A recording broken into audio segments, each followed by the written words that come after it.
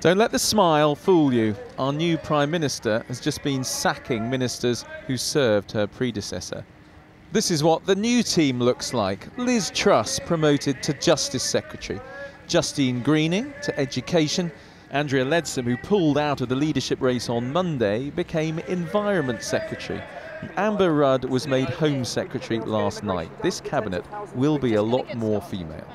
But some have held on, like Patrick McLaughlin, formerly Transport, now party chairman. She's really sweeping away a lot of the old faces, apart from yourself. Well, she's bringing some back as well, so she's doing her best to make sure she's got a balanced government. But it's about the most sweeping cabinet change we've had in years. Well, I haven't seen it all yet, so I'll take your word for it a bit later on.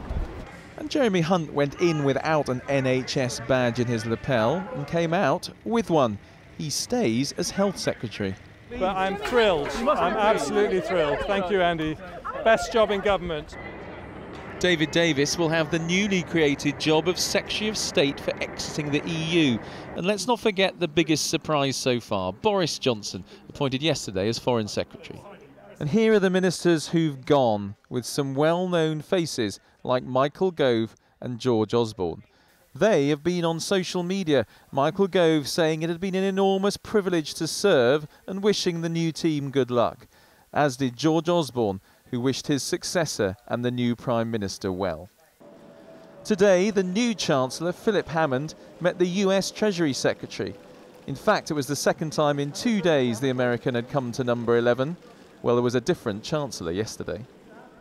When I spoke to Philip Hammond, I asked him if the new government meant the end of austerity. We have a short-term imperative to do whatever is necessary to support the economy and to restore consumer and business confidence. The new circumstances mean that we will need to map out a new pathway to bringing the country's public finances into balance. That does sound like a change of direction in Downing Street. Flowers have been arriving there for the new Prime Minister today. It's been a day of congratulations for her, condolences for others. Andy Bell, 5 News.